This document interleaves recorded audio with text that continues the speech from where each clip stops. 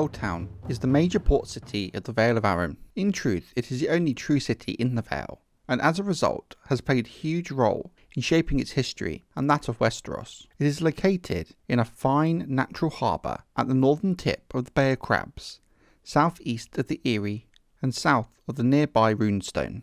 While it is by far the largest settlement in the Vale, it is still much smaller than the other cities throughout Westeros, such as King's Landing, Lannisport and Oldtown. Goldtown itself is ruled by House Grafton, but also contains a cadet branch of the Vale's rulers House Arryn, known as House Arryn of Goldtown. The cadet branch of the main house is by most accounts the most numerous and most powerful branch of the main Arryn family. Goldtown is an important port and portal to the Vale. Its sheltered harbour offering an anchorage to ships travelling from King's Landing to Braavos or further north. Its strategic location means it never lacks for trade in many of the exotic goods making their way from across the narrow sea, keeping the Vale supplied even when the passes of the Mountains of the Moon are closed in the winter.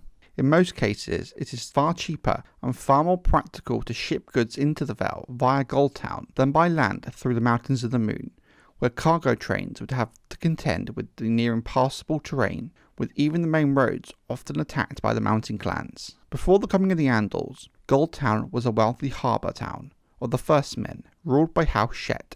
Because he felt threatened by King Yorick Royce of Runestone, King Osgood Shet allied with the Andal knight Geroge Grafton. Osgood was killed in battle, however, and House Grafton replaced House Shet as the kings of Goldtown. Although a First Men rebellion had to be bloodily suppressed, the new kings of Goldtown managed to keep control and established themselves as one of the biggest and more powerful houses of the Vale. The sister of Robar Royce II later convinced the remaining Shets to rebel against the Graftons, allowing Robar's men to storm the city. Like most of the petty kings of the Vale, Goldtown and House Grafton submitted fealty to Artist Arryn, the first king of the Mountain and the Vale after the Battle of the Seven Stars. The submission of Goldtown and the Graftons came more easily to Artist Arryn than most of the Vale, due to their shared Andal ancestry, giving them good common ground to build from, and build they did. The Arryns and Graftons would develop Goldtown into one of the greatest cities of Westeros as a result of this cooperation.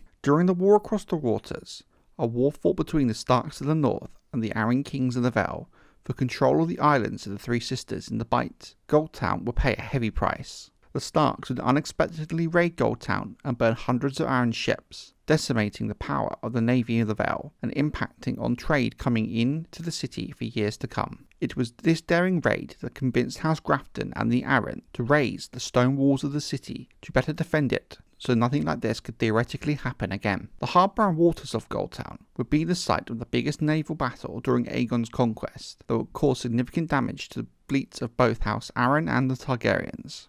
After the Targaryen fleet was soundly defeated by the defenders, with the death of Aegon's admiral, Daemon Velaryon, a big loss for Aegon. However, when all seemed lost for the Targaryen fleet, Queen Visenya, Aegon's elder sister wife, would burn a majority of the Arryn fleet with her dragon Vhagar. Luckily for the people of Goldtown, Visenya did not turn her gaze to the city itself, and it did not share the same fate as Harrenhal. The loss of life for the small folk of Goldtown, even some of the houses of the Vale, was still high. However, the defiance of Goldtown did achieve one thing. It did delay the submission of Goldtown to Aegon, even for a short while. The new High King of Westeros, Aegon, would later visit the city during his reign, and the city would grow due to the stability House Targaryen provided Westeros. However, Goldtown would later host a chapter of the Warrior's Sons during the Faith Militant Uprising in the reign of Aenys Targaryen, the son of Aegon, then later Aenys' brother, Maegor the Cruel. However, this would not affect the town itself. Jaehaerys the Conciliator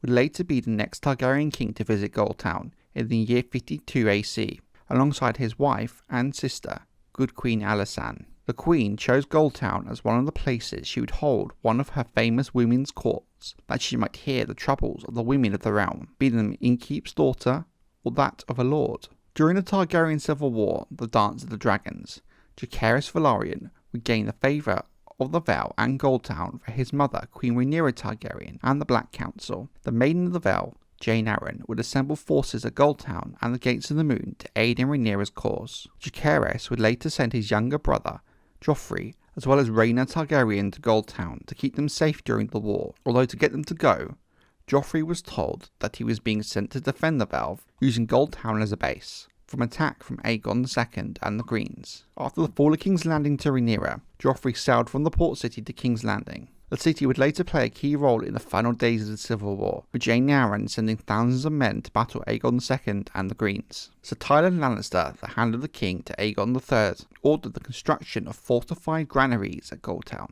Trade withered in the city during the Daughters' War, and Goldtown suffered from a winter fever in 133 AC, causing huge loss of life among the small folk, with a knock-on effect of lowering overall harvest in the area, creating food shortages. Lady Jane later died at the mother house of Maris in 134 AC. Isambard Arryn of the Goldtown Arryns opposed her preferred heir, Sir Joffrey Arryn. Thaddeus Rowan sent 1,000 men with Lord Corwin to settle the issue, and Alan Velaryon lost hundreds of men during the capture of Goldtown and its harbour. Later, during Robert's Rebellion, Mark Grafton gathered the royalist men of the Vale to prevent Lord Robert Baratheon from sailing from the port at Goldtown to Storm's End. Eventually, the rebel forces led by Lord John Arryn overcame the royalists, and Mark Grafton was slain by Robert beneath the city walls during the capture of Goldtown. Lyn Corbray fought beside Mark at Goldtown, and later fought under John Arryn at the Battle of the Trident.